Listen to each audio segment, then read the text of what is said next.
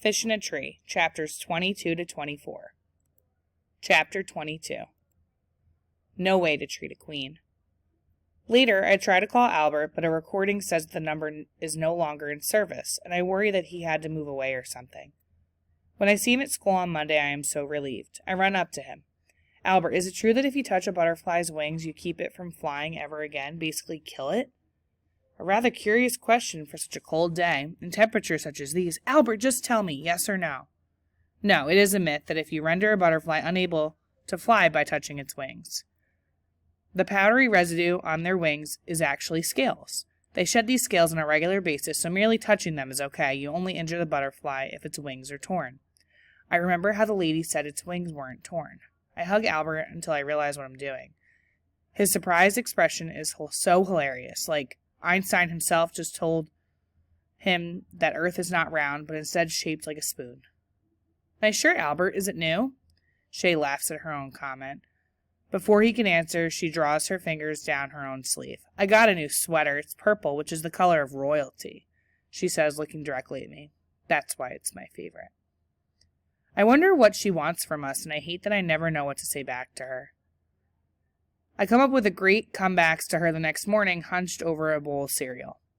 Indeed, purple is the color of royalty, Albert tells Shay. Yes, it is. Her voice is sing-songy and makes me wish she'd go eat paste.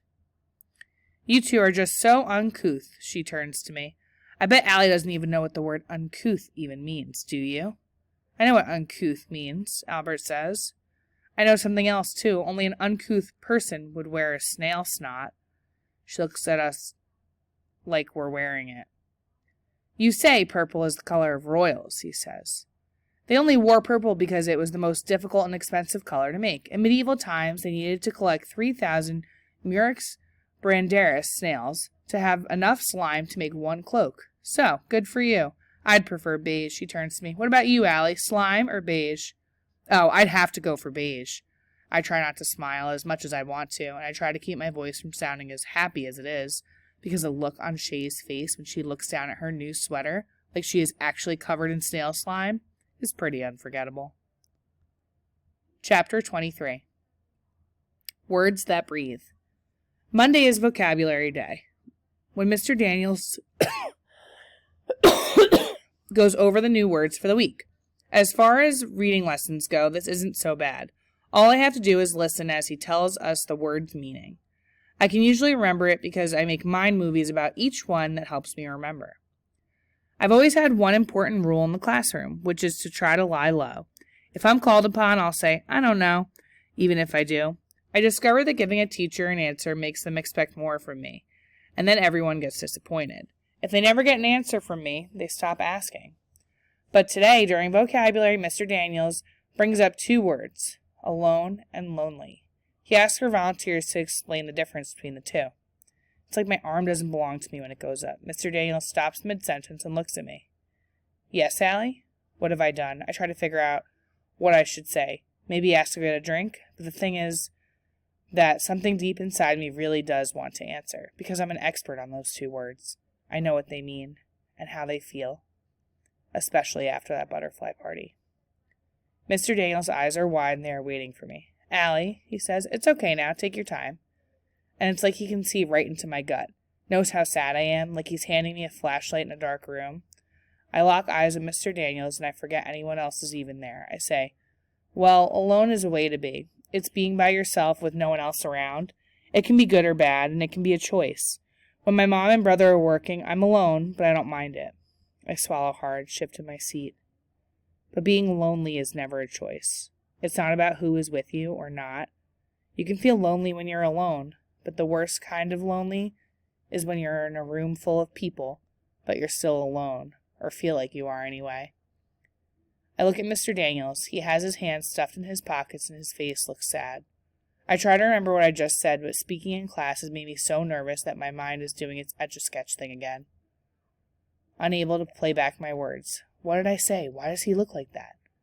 Staying quiet and having people think you're stupid is better than talking and having people know for sure. Mr. Daniels says my name. Huh? No one laughs, not even Shay or Jessica. Well, he says, if I had a trophy to give out for the best answer of the year, I'd give it to you for that. He throws his hands up as if to celebrate. That was, well, excellent. I stare at my desk, wondering why he would say that. Allie? I look up. Thanks, I say, feeling like I have to leave. Why is he acting like I won the Brain Olympics just because I answered a question? Can I please go to the bathroom now? Mr. Daniels seems confused. Yeah, sure, Allie, go ahead. When I stand, Shay squints at me and shakes her head. She doesn't even have to say anything, but my brain plays things she would say. Even when I'm doing something right, I feel like I've done something wrong. If I were a coin, I'd be a wooden nickel. Chapter 24. Imaginary Hero. Mr. Daniels asks us to write about our favorite fictional character, a person we consider to be a hero, and be ready to tell the class about who it is. It's funny how much trouble Albert has with this. He tells Mr. Daniels that looking up a character that isn't real is illogical. But Mr. Daniels tells him it will be good for him, which confuses the heck out of Albert. He mumbles all the way back to his seat. Albert never mumbles. He either talks or doesn't. Oliver is in his seat listening to the names of every superhero I've ever heard of. Superman, Captain America, Batman. He looks upset when he turns to Suki nearby. Is Robin a superhero? I mean, his outfit isn't scary at all. And he has no special powers. But Batman doesn't really either. But at least Batman can drive the Batmobile and fly the Batplane. Robin just rides along. I don't think I'd want to just ride along. What do you think? Suki opens her mouth, but no sounds come out. It doesn't matter because Oliver has moved on. Spider-Man. Maybe I'll write about him. He holds up his palm in Suki's face. He shoots webs. And he swings from buildings. That would be the best. Hey, freak, Shay whispers, glancing over at Mr. Daniels, who is working with someone at his desk to make sure he can't hear. We don't need to hear every weird thought in your tiny little brain. We're trying to work. Oliver's face is unmoving until he says, if I were Aquaman, I would summon the piranhas. To take you away, you could be their queen. Keisha starts laughing and Mr. Daniels finally looks up. Keisha? She puts her arm down on her desk and leans her forehead against it, trying to stop laughing. The more she tries, the more Shay glares. With Mr. Daniels watching, most everyone goes back to their work. After a while, even Keisha does. But I keep looking around the room. I love how Albert can't choose the character while Oliver wants to write about everyone. However, I don't love how much trouble I'm having writing about my character. It makes me wish that I were a fictional character. When Mr. Daniels calls me up to his desk, he's holding my paper. A teacher holding my paper is rarely a good thing.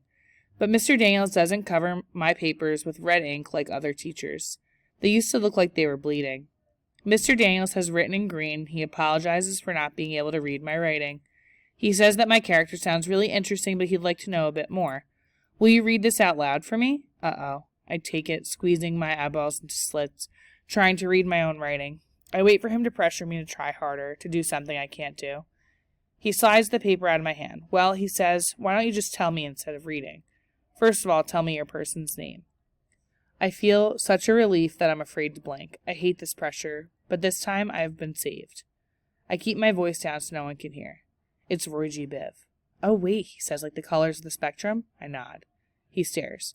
Before he can tell me I've messed up the directions, I say, you said fictional, and I figured you meant a book character, like from Alice in Wonderland. But Roy isn't real, and there isn't any character that means as much to me as him.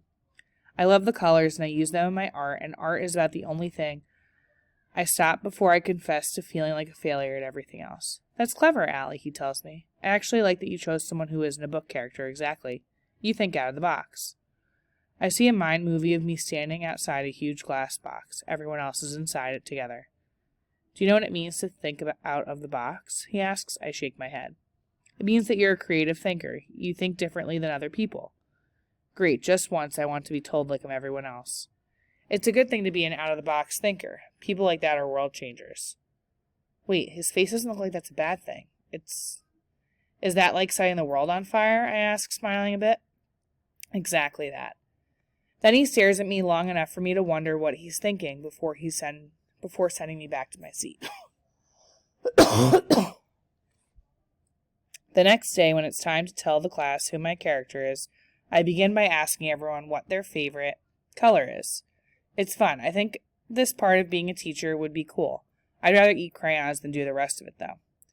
I take out a color wheel that I made at home. It's white cardboard, and I've broken it into 7 pie-shaped pieces. I figured out that each angle has to be about 51 degrees to have 7 equal pie pieces. I use Travis's protractor to draw the lines exactly. Then I color each piece with a different Roji Biv color, and I made them really dark. What color do you get if you mix all the colors together, I ask. Most kids guess dark colors. My favorite color is white, I say, because it's a mixture of all the colors. Albert nods a little. Shay tells everyone that it makes no sense, but I know the answer. If you mix paint together, that's true, but if you're talking about the colors pure in nature, they make white when mixed together. I brought this wheel to prove it. I feel like a magician. I show them the wheel with all its colors. Then I stick a paper clip that I've unbent through a hole in the center and spin the wheel. It turns white as it spins fast. As it slows down, the colors reappear. Jessica leans forward. That's pretty cool. Shay looks at her squinty eyes until Max agrees, then she nods and agrees too. Are you going to give that away? Oliver asks. I hesitate. I wasn't going to. I look down at it, but I guess I could. You like that, huh, Oliver? Mr. Daniels asks. I'd give it to my bus driver. She likes things with rainbow colors. Well, that's thoughtful of you, Oliver, Mr. Daniels says. Sorry. I sit down at my desk thinking about whether I should give the color disc to Oliver. Jessica and Shay are talking behind me. Can I have another bracelet, Jessica asked Shay. I don't think so. I can hardly keep up with people wanting them. Besides, you already have enough. Well, I wouldn't mind another. There's a pause, and I want to turn around, but I'm not supposed to be listening in. Listen, Shay says.